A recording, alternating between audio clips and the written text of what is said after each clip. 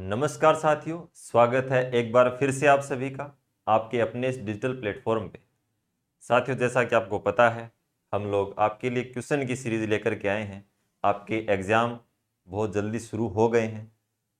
BSc BEd 4 year यानी कि इनका ये अंतिम साल है और आप लोग 3 साल एग्ज़ाम दे करके ही आए हैं। तो आपको ये तो बताने की आवश्यकता ही नहीं है कि इसमें कितने सेक्शन होंगे, कितने क्वेश्चन आएंगे, कितने क्या आएंगे, क्या करना है, क्या नहीं करना है, कैसे पढ़ना है। आप लोग तो एकदम अंत आ चुके हो भैया, यानी कि अपना भाई लास्ट साल है, पीछा छुड़ाने वाली जो स्टेज है वो अपनी आ चुकी है। तो इस क्रम में हमारी तरफ से आपके लिए छोटा सा सहयोग है, शायद आपकी नैया पार लग जाए। कुछ विद्यार्थी ऐसे हैं जो बहुत अच्छी तैयारी है उनकी और वो उस रैंक पे हैं जहाँ पे उनको इन क्वेश्चन की आवश्यकता नहीं है, वो पढ़े बैठे हैं। लेकिन कुछ एक मेरे जैसे भी हैं जो ये चाहते हैं कि कैसे जैसे करके टाइम टेबल आ गया है और अब अपन लोग 2-4 क्वेश्चन पढ़ लेते हैं ताकि नैया पार लग जाए। तो उनका भी स्वागत है और सभी का स्वागत है, ठीक है। तो आइए, जो भी क्वेश्चन मैं आपके लिए लेकर के आया हूँ, जो हमें लगा कि यार ये इंपॉर्टेंट है, तो वो हम आपको बता देता हूँ, ठीक है ना। देखो साथियों, BSc BEd 4th year botany का जो पेपर है वो कब है अपना? 8 जुलाई को है। कब है भाई? टाइम टेबल तो आपको बताने की आवश्यकता है नहीं, 8 जुलाई को पेपर है आपका। तो उसमें 3 सेक्शन होते हैं। पहला सेक्शन है, उसके अंदर ये छोटे छोटे क्वेश्चन है, आप देख लें, थोड़ा बहुत टाइम लगेगा। उत्तर आपको बताने की आवश्यकता नहीं है, क्योंकि मैं ये उम्मीद करता हूं कि आपने पूरे वर्ष पढ़ाई की है, और पूरे वर्ष पढ़ाई की है इसका मतलब ये है कि आपको ये क्वेश्चन आते हैं।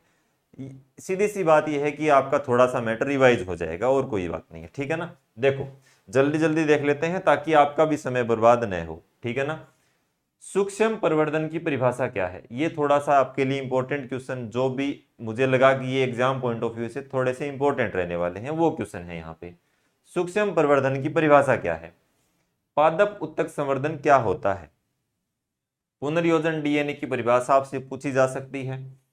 पीसीआर का विस्तारित रूप से आपसे लेख पूछा जा सकता है, यानी कि पीसीआर का विस्तारित रूप लिखिए, पीसीआर क्या चीज होती है, ठीक है ना। जैविक स्पेक्ट्रम क्या होता है, आपको ये बताना है।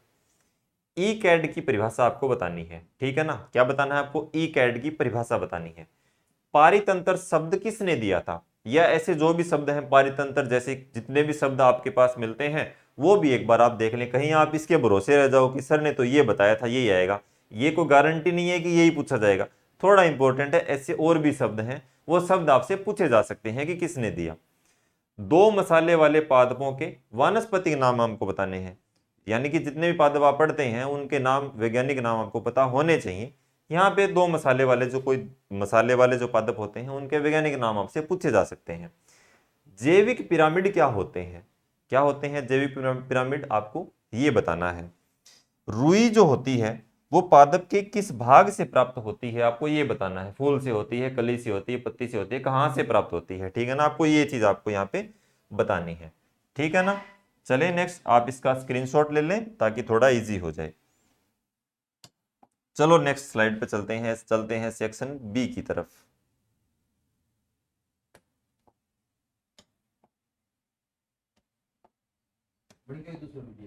दिखाई दे रहा होगा आपको,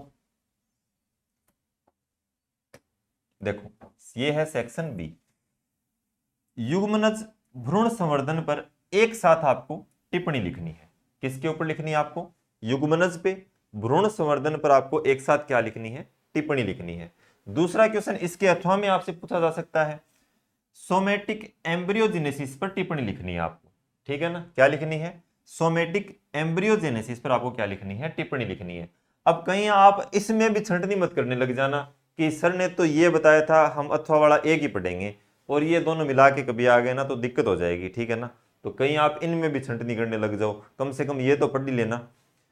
आनुवांशिक अभियांत्रिकी पर आपको संक्षिप्त विवरण देना है। क्या देना है आपको? आनुवांशिक अभियांत्रिकी जो होती है उसके ऊपर आपको संक्षिप्त विवरण देना है। हॉर्टिकल्चर क्या होती है इसका आपको उल्लेख करना है। अगला क्वेश्चन है, पारितंत्र को अनुकूल रूप से प्रभावित करने वाले कोई 2 कारकों का आपको वर्णन करना है। कोई आप 2 कारक उठाएं, उनका आपको वर्णन करना है, ठीक है।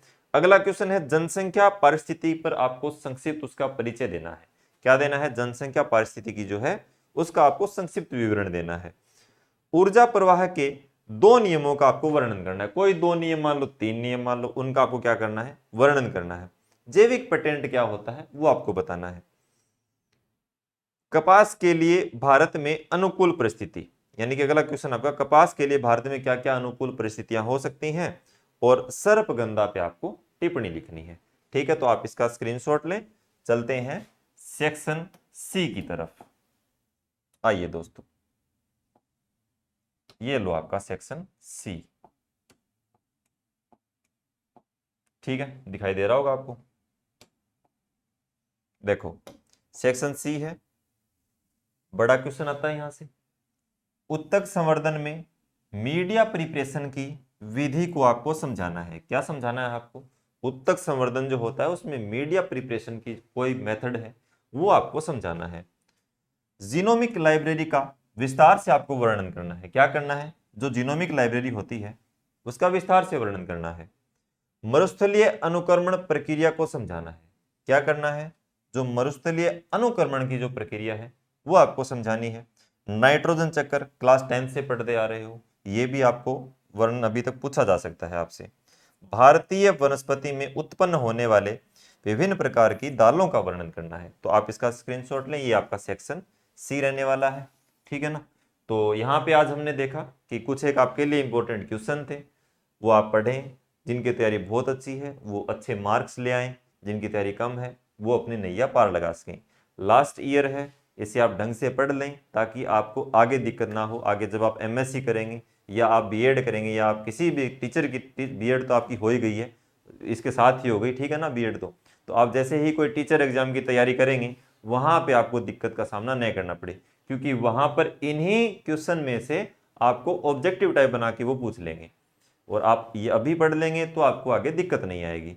तो किसी बहाने से भी पढ़ें, आप इनको एक बार पढ़ लें, इस एग्जाम के लिए पढ़ लें, आगे वाले के लिए पढ़ लें, कैसे पढ़ें लेकिन आप इनको पढ़ें। ठीक है, तो आप सभी को एग्जाम के लिए ऑल द बेस्ट। आपका रिजल्ट भी बहुत अच्छा आएगा, आपका पेपर भी बहुत अच्छा जाएगा।